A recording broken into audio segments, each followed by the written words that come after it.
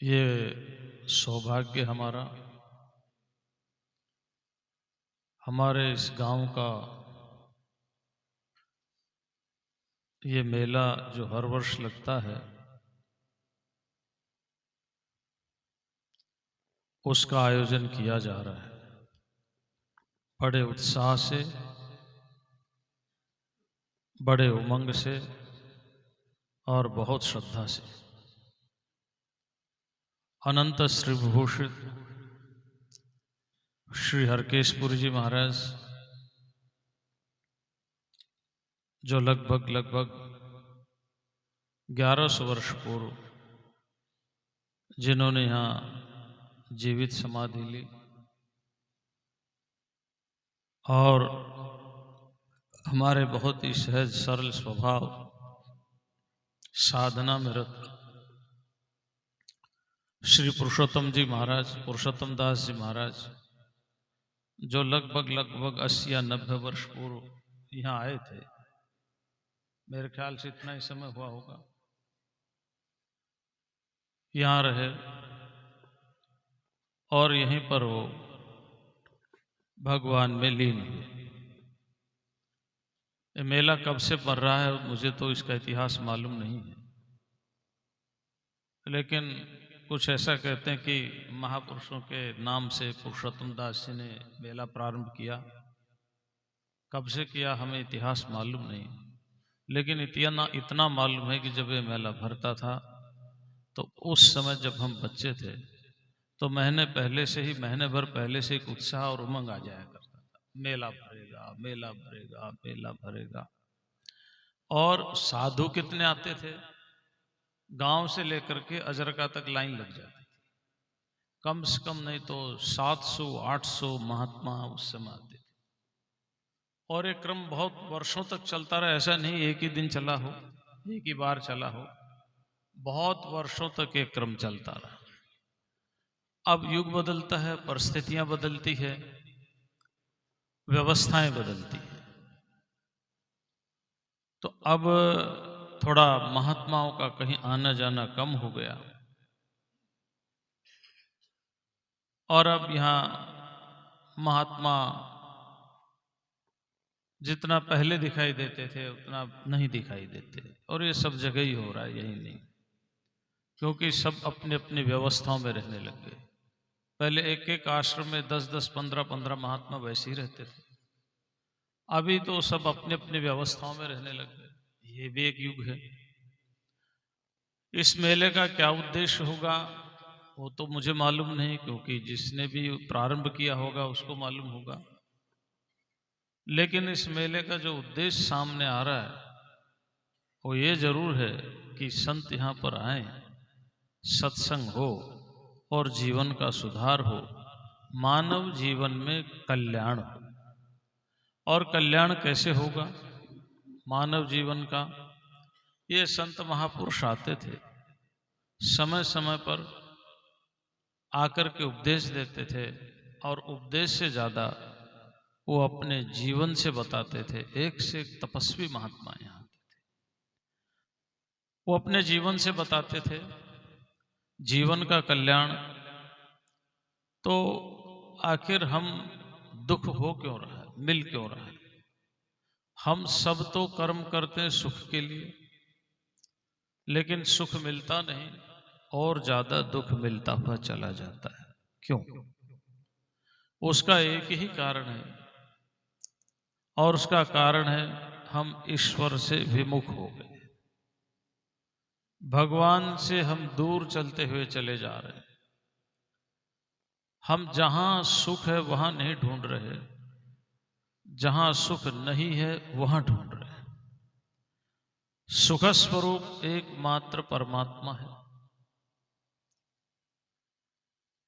अगर किसी को उष्णता चाहिए, गर्मी चाहिए, तो उसे अग्नि के पास जाना होगा। और यदि किसी को शीतलता चाहिए, ठंड चाहिए, तो उसे जल के पास जाना होगा। इसी तरह से किसी को सुख चाहिए तो उसे परमात्मा के पास ही जाना होगा, वही एक उपाय है। लेकिन हम परमात्मा से विमुख क्यों हो रहे हैं? दूर क्यों जा रहे हैं? हम दूर इसलिए जा रहे हैं कि हमारे जो महत्व बुद्धि होगी है वो असत पदार्थों में। हमें लगता है कि ये नहीं रहेगा तो मैं नहीं रहूंगा, धन नहीं होगा तो मेरा क्या होगा, मकान नहीं होगा तो मेरा क्या होगा, परिवार नहीं होगा तो मेरा क्या होगा। ये जो असत पदार्थों में जो हमारी बुद्धि जा रही है, इसके कारण हम भगवान से विमुख हो रहे हैं। धन किसी के पास रहा नहीं, एक साधन दिया परमात्मा ने, सृष्टि पैदा की। ये सृष्टि हमें साधना के लिए साधन के रूप में हमें दी है, और जो कुछ सृष्टि में है वह हमें साधन के रूप में ही दिया है। वो चाहे धन हो, चाहे जन हो, चाहे मतलब संबंधी हो, परिवार हो, मकान हो, पशु हो, पक्षी हो, खेत हो, कुछ भी हो। जो कुछ ईश्वर ने हमें दिया है वो इसलिए दिया है कि इनका उपयोग करो और साधन करो, भजन करो, भगवान का स्मरण करो। अब भगवान का स्मरण क्यों नहीं होता? अभी सुंदर सा यहाँ बहुत प्यारा सा भजन गाया था, और उसका भाव यह था कि भगवान तेरी माया ने संभाला। माया के कारण, माया क्या है? माया कहते हैं अविद्या को, नासमझी को, अज्ञान को। ये नासमझी, ये अज्ञान कब से चला आ रहा है? जन्म जन्मांतरों से। तो क्या इस अज्ञान का, इस नासमझी को दूर किया जा सकता? हाँ, दूर किया जा सकता। कैसे दूर किया जाए? तो उपाय बताया, तस्माद् गुरुम प्रपद्येत। गुरु की शरण ग्रहण करके, इस गुरु की शरण ग्रहण कर। गुरु कैसे हों? तो वहां भी बता दिया कि श्रोत्रियम ब्रह्मनिष्ठम, जिन्होंने अपने आप को जान लिया हो, परमात्मा को जान लिया, और जो श्रोत्री हो, वेदाध्ययन किया हो, शास्त्रों का अध्ययन किया हो, जिन्होंने संतों के साहित्य का अध्ययन किया हो, ताकि कहीं आपकी ग्रंथि हो तो वो उसको खोल सके। कहीं साधना करते समय कहीं कोई ग्रंथि आ जाए तो उस ग्रंथि को खोल सके। बहुत सी बार ऐसा होता है कि ऐसे बहुत हमने संत महापुरुष देखे हैं जो स्वयं तो आत्मनिष्ठ हैं, लेकिन वो दूसरों की शंका का समाधान नहीं कर पाते। क्वेश्चन आंसर नहीं, साधना से संबंधित। क्यों? क्योंकि अध्ययन बहुत है नहीं। बहुत अध्ययन न होने से क्वेश्चन जो है, प्रश्न जो है, वो कुछ होता है, उत्तर कुछ आता है। प्रश्न का जो रहस्य है वो कई बार ना समझ आने की वजह से स्वयं आप आत्मनिष्ठ होते हुए भी वो दूसरे की, साधक की ग्रंथि को दूर करने में असमर्थ हो जाते हैं। उनमें कोई कमी नहीं रहती, वो अपने आप में पूर्ण है, लेकिन ज्ञान तो शब्द के द्वारा ही प्राप्त होता है। भले ही शब्द समाप्त हो जाते हों, अशब्द हो जाते हों, शब्द वहां कोई काम ना आते हों, लेकिन प्रारंभ में तो शब्द ही काम आते हैं। तो कई बार ऐसा होता है, इसलिए गुरु कैसा हो, ऐसा होना चाहिए। फिर हम क्या करें गुरु के पास जाकर के? तो वहां लिखा है कि गुरु के पास जाकर के हम क्या करें? वहां पर लिखा है कि गुरु सेवा करो। कैसे सेवा करें? जैसे आप अपने से प्यार करते हो वैसे ही गुरु से प्यार करो। फिर गुरु स्थान में हम रहेंगे तो वहां तो बहुत से व्यक्ति रहेंगे, तो हमारा किसी से राग द्वेष भी हो सकता है। तो लिखा शास्त्रों में, अमायया, ईर्ष्या को छोड़ करके, राग द्वेष को छोड़ करके। क्योंकि आपका उद्देश्य बड़ा बनना या छोटा बनना नहीं है, आपका उद्देश्य अपने आप को जानना। और जिसने अपने आप को जान लिया उसकी दृष्टि में ना कोई छोटा है ना कोई बड़ा है, एकमात्र परमात्मा का ही रूप है। तो ना आपको बड़ा बनना वहां जाकर के, ना छोटा बनना है। बड़े छोटे के भेद को खत्म करना है। ईश्वर को अनुभव करना है। और जब ईश्वर का अनुभव करोगे तो भगवान श्री कृष्ण ने गीता में लिखा है, यो माम पश्यति सर्वत्र सर्वं च मयि पश्यति तस्याहम न प्रणश्यामि सच में न प्रणश्यति। जो मुझे सब जगह देखता है, मेरे में सबको देखता है और मुझ में सबको देखता है, जो सब में मुझको देखता है और मेरे को सब में देखता है और सर्वत्र देखता है, अर्जुन उसके लिए मैं दूर नहीं। लेकिन ये ज्ञान शब्दों का नहीं होना चाहिए, अनुभव का होना चाहिए। पुस्तक का ज्ञान नहीं होना चाहिए, अनुभव। इसलिए भगवान ने दो शब्द का प्रयोग किया श्री कृष्ण ने, ज्ञान विज्ञान तृप्तात्मा कूटस्थो विजितेंद्रिय। ज्ञान और विज्ञान, ज्ञान उसे कहते हैं जो किताब के माध्यम से हम पढ़ते हैं, जानते हैं, समझते हैं, और विज्ञान उसे कहते हैं जो पढ़ा है उसको हम अपने जीवन में लेकर के आ गए। अब गुरु से आप, हमारे दत्तात्रेय हुए, दत्तात्रेय उनके 24 गुरु थे। कितने गुरु थे? 24। सुना होगा आपने दत्तात्रेय के 24 गुरु थे, हाँ, गिरनार में। लेकिन वो 24 गुरु कौन कौन से थे? वो आज भी हैं 24 के 24 गुरु। उनमें 5 तो महाभूत ही थे, पृथ्वी, जल, अग्नि, वायु, आकाश। चंद्रमा, अग्नि, कबूतर, मीन, हस्ती, बाण बनाने वाला, मधु, जो मधुमक्खी होती ना, ये मधु को हरण करने वाला, एक वैश्या, एक कुमारी, एक बालक, ये उनके गुरु थे। और इनसे क्या सीखा उन्होंने? तो वो कहते हैं कि पृथ्वी से मैंने क्या सीखा? पृथ्वी से मैंने सीखा क्षमा करना। पृथ्वी में हम दौड़ लगाते हैं, कूदते हैं, उछलते हैं, इतना ही नहीं, अब बोरिंग करवाते किसान कितना गड्ढा खोद देते हैं। पृथ्वी कभी किसी को कुछ कहती है? कभी किसी को कुछ नहीं कहती, वो क्षमा करती, क्षमा। तो पृथ्वी से मैंने सीखा क्षमा करना। और पृथ्वी के ही रूप है वृक्ष, पृथ्वी का ही रूप है। तो वृक्षों से मैंने सीखा देना। वृक्ष क्या करता है? वृक्ष देता है, फल देता है, ईंधन देता है, छाया देता है, देता ही देता है वृक्ष। सूख जाएगा तो आपके ईंधन देगा, नहीं तो आपके मकान में सहतीर बन करके, किवाड़ में चौखट बन करके, किवाड़ बन करके वो आपके काम ही आएगा, देता ही है वो। तो वृक्ष से मैंने सीखा देना, जितना मेरे पास है उतना मैं बांटता हूं। वृक्ष और पृथ्वी का ही एक रूप है पर्वत। पर्वत से मैंने क्या सीखा? जैसे पर्वत अचल रहता है, अचल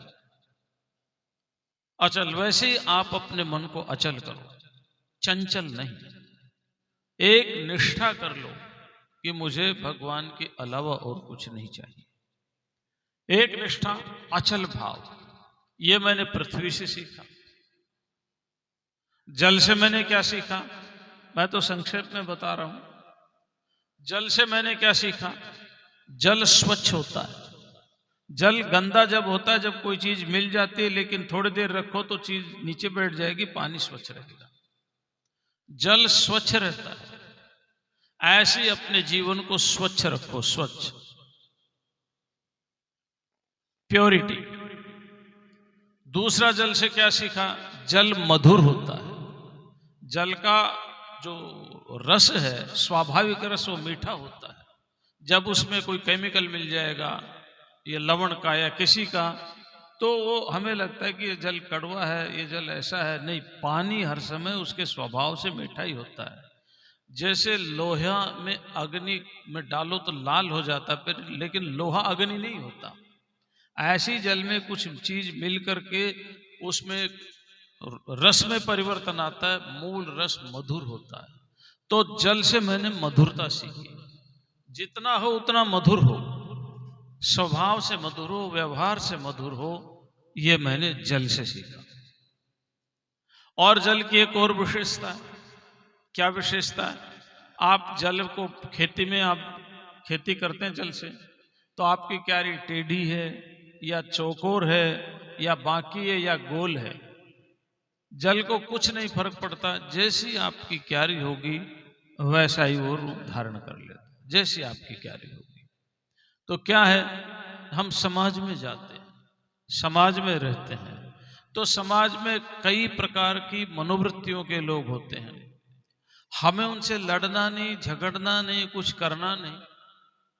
और जैसी जैसी मनोवृत्ति के लोग रहते हैं उससे संपर्क करके उनकी मनोवृत्ति को वहीं छोड़ करके अपने रूप में कुछ नहीं करना, ये मैंने जल से सीखा। वायु से क्या सीखा? कहते हैं वायु से दो चीज सीखी मैंने।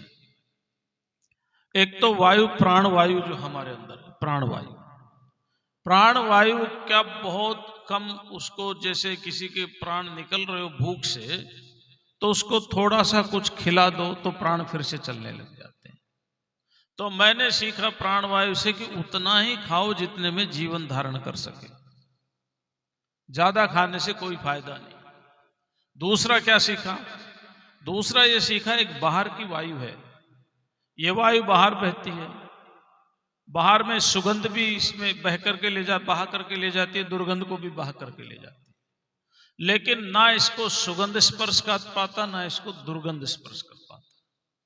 वायु से सुगंध बह रहा है, दुर्गंध भी बह रहा है, लेकिन ना वायु को दुर्गंध स्पर्श करता, ना वायु को सुगंध स्पर्श करता। ऐसे ही समाज में हम रहें और एक निष्ठा बना करके रहें परमात्मा की, ना तो हमें कोई प्रभावित कर पाए और ना कोई हमें व्यथित कर पाए। क्योंकि ये समाज है, सत्वगुण रजोगुण तमोगुण से मिलकर के बना है, तो इसमें सत्वगुणी आदमी भी रहेंगे, रजोगुणी आदमी भी रहेंगे और तमोगुणी आदमी भी रहेंगे। कोई हमें प्रभावित ना करे कि हम भगवान को छोड़ करके सोचे चलो अब ये काम करने लग जाओ, देखो कितना अच्छा काम है।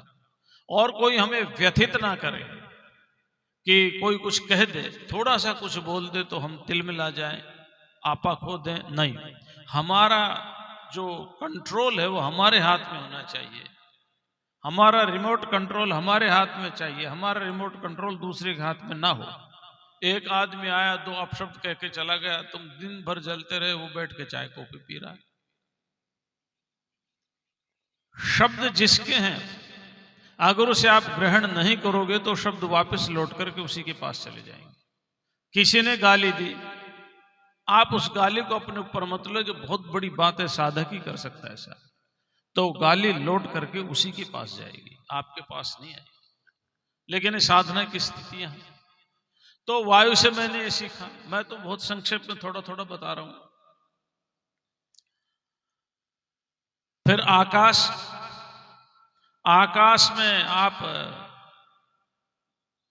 आग जलाओ तो आकाश जलता नहीं है, आकाश में आप धूल फेंको तो आकाश गंदा होता नहीं है, आकाश में पानी फेंको तो आकाश गीला होता नहीं। आकाश तो निर्लेप है। ऐसे ही समाज में रहो, इस जग में रहो तो ऐसे रहो जैसे जल में कमल का फूल रहे। इस संसार में रहो लेकिन संसार की आग आपको ना लगे, संसार की धूल आपको ना लगे, संसार का पानी आपको ना लगे। आप निर्लेप भाव से रहो। कोई गाली दे तो ठीक है, कोई निंदा करे तो ठीक है। हमारे शास्त्रों में तो ऐसा लिखा है, न निंदेत न स्तुवीत, न तो किसी की निंदा करनी चाहिए न किसी की स्तुति करनी चाहिए। पता नहीं जिसकी आज हम निंदा कर रहे हैं कल उसकी हमें स्तुति करनी पड़ जाए तो कौन व्यक्ति किसको कब काम आ जाता है कोई पता थोड़ी रहता है। आज हम उसकी बहुत बुराई कर रहे हैं और कल ही वो हमारे महत्वपूर्ण काम आ जाए तो हम फिर उसकी बहुत बड़ाई करने लग जाएंगे, कौन सी बात सत्य होगी। इसलिए कोशिश करनी चाहिए हम किसी की निंदा ना करें। तो अगर कोई निंदा कर रहा है तो भी मुस्कुरा दो और कोई बड़ाई कर रहा है तो भी मुस्कुरा दो, न अपने ऊपर बड़ाई लो और न ऊपर निंदा लो। क्योंकि स्वभाव जिसका है उसके स्वभाव से आप प्रभावित होगे तो आप उसके स्वभाव को एक्सेप्ट करके अपने आप को विकार कर रहे हो। और अगर एक्सेप्ट नहीं कर रहे हो तो फिर समझो कि वो स्वभाव उसके पास रहेगा, उसके कर्म उसी के पास रहेंगे। ये मैंने आकाश से सीखा, और भी बहुत चीजें सीखी हैं। अब मैंने कबूतर से सीखा। कबूतर से क्या सीखा? बोले एक कबूतर था, उसके एक पत्नी थी, दोनों बड़े प्यार से रह रहे थे, दोनों के बच्चे हो गए, दोनों का मोह बच्चे में हो गया। अब दोनों सुबह जाते अपने बच्चों को लाड़ प्यार करके, और दिन भर उनके लिए चुगा दाना लेकर के आते थे और बड़े प्यार से उनको खिलाते थे। धीरे धीरे बच्चे बड़े होने लगे, थोड़ा फुदकने लगे, तो फुदक करके कभी कभी बाहर आ जाते थे तो उनको चिंता रहती थी कहीं कहीं चले ना जाए। फिर वो बच्चों के पास आ जाते। एक दिन ये पति पत्नी कहीं चले गए, कबूतर और कबूतरी, ये कहीं चले गए। एक बहेलिया आया और बहेलिये ने जाल बिछा दिया। अब ये बच्चे छोटे थे तो फुदक फुदक करके आए और सीधा दाना डाल दिया था बहेलिये ने, और दाना चुगने के लिए उस जाल में फंस गए। जब उस जाल में फंस गए तो आए कबूतर और कबूतरी उनको दाना खिलाने के लिए, तो वहां उनको नहीं देखा। तो देखा कि वो तो जाल में है। कबूतरी रोने लगी, हाय मेरे बच्चे, हाय मेरे बच्चे। और कबूतरी को मालूम है कि तू जाएगी तो तू भी फंस जाएगी, लेकिन देख रही है फंसेगी, मृत्यु है और कुछ नहीं वहां पर, फिर भी अपने बच्चों के मोह में वो भी जाकर के वहां फंस जाती। अब कबूतर कहता हो बेकार है, गृहस्थ के बिना जीवन तो बहुत बेकार है। मेरा अभी तो सपना भी पूरा नहीं हुआ था, मेरे बच्चे बड़े भी नहीं हुए थे, मेरे संतानहीन हो गया, मैं क्या फायदा संतानहीन होकर के जीने से। और यहां तक कह देता मेरी पत्नी भी मर गई, मैं विधुर हो गया। विधुर माने जिसको हम रंडवा बोलते हैं ना, विधुर हो गया, रंडवा हो गया। बोला रंडवा का भी कोई जीवन है बताओ, विधुर का भी कोई जीवन, इससे अच्छा तो मर ही जाओ, विधुर होने से अच्छा तो रंडवा होने से अच्छा तो मर ही जाओ। ऐसा वो विलाप करने लगा। दत्तात्रेय कहते थे मैं वहीं बैठा हुआ था, मैंने देखा वो कह रहे कि जब जहां मेरी पत्नी गई मेरे बच्चे गए मैं भी वहीं जाके मर जाऊंगा। वो मृत्यु को देख रहा है, वो जान रहा है कि वहां मृत्यु है, लेकिन मोह इतना जबरदस्त हुआ कि वो कबूतर भी जाकर उसमें फंस गया और बहेलिया लेकर के चला गया। तो मैंने कबूतर से सीखा किसी से बहुत मोह नहीं करना चाहिए। मोह बंधन का ही कारण है और दूसरा किसी का कारण है। एक कुमारी से भी मैंने सीखा। कुमारी से क्या सीखा? एक कुमारी कन्या थी, उस कुमारी कन्या का वागदान हो गया। वागदान माने सगाई, है ना, सगाई होगी, वागदान हो गया। जब उसकी सगाई होगी, एक बार उसके माता पिता कहीं मिलने चले गए किसी के यहाँ। संयोग से जिस परिवार से वागदान हुआ था, सगाई हुई थी जिस परिवार से, उसी परिवार के लोग उनसे मिलने आ गए। अब लड़की अकेली, कन्या अकेली है, अतिथि सत्कार भी करना है, तो अब तो चावल बोरियों भर के मिलने लग गए। पहले रोज धान होता था, धान उसको उखल मुसल से कूट करके चावल निकालते थे और फिर चावल को बना के खाते थे। रोज का काम था ये, रोज का। आपके आपके जमाने भी होगा, घरों में रोज आटा पीसते थे और रोज खाते थे। चक्कियां कहाँ थी पहले, तो ऐसे ही धान से चावल निकालते थे और चावल पका करके खाते थे। तो कहते अब अतिथि सत्कार है, घर में चावल नहीं थे। वो चावल नहीं थे, उनको बैठा करके थोड़ा दूसरी तरफ जा करके, और जैसे ही उखल मुखल से धान से चावल निकालने लगी तो चूड़ियां पहन रखी, उसकी आवाज आई। आवाज आई तो उसको संकोच हुआ कि देखो ये क्या कहेंगे कि इनके यहाँ इतना भी चावल नहीं कि एक बार तो बना के खिला दें। अब क्या करे, तो उन्होंने चूड़ियां निकालनी शुरू की। एक निकाली, दो निकाली, जब दो दो रह गई चूड़ियां हाथ में, फिर वो कूटने लगी मुसल से तो आवाज आने लगी। फिर उसने एक एक और निकाल दी, और जब एक एक चूड़ी रह गई फिर उसने धान निकाला, धान से चावल निकाला, चावल बना करके उनको अतिथि सत्कार किया। मैं ये देख रहा था तो मैंने ये शिक्षा ली कि जीवन में अकेला ही विचरण करना चाहिए। दो होंगे तो कलह होगा ही होगा। अभी हमारे महाशय जी बता रहे थे दो आदमी होंगे तो बात होगी, और दो से ज्यादा जैसे ही तीन तो फिर राजनीति की बात होगी। आज दुनिया में, आज नहीं पहले से ही, सृष्टि तब से ही, अगर सबसे ज्यादा किसी पर बात होती तो पॉलिटिक्स पर ही होती है। जैसे ही दो मिले, दो से तीन, जैसे ही तीन मिले, तीन से चार, चार से पांच, बस फिर वही पॉलिटिकल बात, वो अच्छा है, वो बुरा है, मोदी ने ये कर दिया, नेहरू ने ये कर दिया, बस ऐसे ही चलता रहता है। सबसे ज्यादा बात पहले राजाओं पर होती थी, अब मंत्रियों पर होती, बात तो एक ही है। तो मैंने उस कन्या से सीखा कि अकेला ही विचरण करना चाहिए, दो में कलह होता है। साधक को देखो, शास्त्रों का नियम है, साधना करनी तो अकेला, और यात्रा करनी हो तो दो। अकेले को यात्रा नहीं करनी चाहिए। यात्रा करनी हो तो दो, साधना करनी हो तो अकेला। और वैसे समाज में रहना चाहिए मिल करके। लेकिन ये साधना की बात है, दत्तात्रेय की बात है। तो कुमारी कन्या से मैंने सीखा कि व्यक्ति को अकेला ही रहना चाहिए। महाराज इस तरह से उनके बहुत, अजगर भी एक गुरु है उनका, अजगर भी एक गुरु है, मछली भी एक गुरु है, पतंगा भी एक गुरु है। तो इस तरह उनके बहुत गुरु हैं। 24 गुरुओं से उन्होंने शिक्षा ली, और अंत में कहा, क्योंकि यहाँ तो थोड़ा सत्संग का गाने बजाने वाला सिस्टम रहता ना, और अंत में उन्होंने बहुत प्यारी बात की। वो कहते हैं, ये जो देह है ये मेरा 25वां गुरु है। इससे क्या शिक्षा ली? ये विवेक और विरक्ति, वैराग्य का शिक्षा ली मैंने। इससे क्या शिक्षा ली विवेक वैराग्य की? बोला, मैं देख रहा हूं ये क्षण क्षण बदल रहा है। पहले घुटनों के बल चलते थे, फिर दौड़ करके चलने लगे, धीरे धीरे युवावस्था आ गई, वो भी चलेगी, धीरे धीरे ये बदल रहा है, परिवर्तन हो रहा है। तो ये रहेगा नहीं। जब ये रहेगा नहीं तो इससे राग रख करके क्या फायदा, इससे मोह करने से क्या फायदा। तो ये शरीर से मेरे को विवेक और वैराग्य मिला है। इस तरह से राजन मतलब महाराजा यदु एक राजा हुए थे, नहुष के पुत्र यदु हुए थे। तो वो यदु महाराज घूमने जा रहे थे, तो दत्तात्रेय आराम से लेटे हुए थे। तो यदु ने महाराज दत्तात्रेय से पूछा कि आप इतने आनंद में कैसे रहते हो? तो फिर दत्तात्रेय ने बताया था। तो कहने लगे, राजन, ये पृथ्वी में मेरे बहुत से गुरु हैं जिनसे मैंने शिक्षा ली। ये गुरु आज भी हैं। क्या हम आज शिक्षा नहीं ले सकते इनसे? ले सकते हैं, अगर वो विवेक हो, वो समझ हो। तो संसार से भागना नहीं है, not to escape from the world, भागना नहीं है। क्या करना है? संसार को समझ करके संसार में रहना है। क्योंकि कहीं भी जाएंगे आप, कहीं भी जाएंगे तो संसार तो होगा ही, पृथ्वी को छोड़ के तो जा नहीं सकते। जंगल में जाओगे तो जंगल का भी एक संस्कार होता है, वहां पे किसी हाथी से प्यार हो जाएगा, किसी शेर से प्यार हो जाएगा। क्योंकि आपको लगता है कि शेर से प्यार कैसे होगा? जब आप हिंसा का परित्याग कर देंगे तो शेर भी आपके पास आके बैठ जाएगा, वो आपको खाएगा नहीं।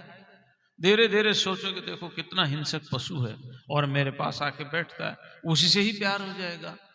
अगर वैराग्य नहीं हो, अगर विवेक नहीं हो, अगर समझदारी नहीं हो, तो जंगल में भी राग हो सकता है। और अगर समझदारी है, विवेक है, तो भरे बाजार में, कनॉट प्लेस में भी आप वैराग्य से रह सकते हो। ये तब संभव है जब हम गुरु सेवा करें। केवल किताबी ज्ञान से, किताब पढ़ने से जीवन में वो आता नहीं है। किताब तो पढ़ लेंगे तो सूचना तो इकट्ठी कर लेंगे, गुरु सेवा जब तक नहीं होगी तब तक वो चीज समझ में नहीं आती। इसीलिए तो गोस्वामी जी ने कहा, बिनु सत्संग विवेक न होए, बिनु हरि कृपा सुलभ नहीं सो।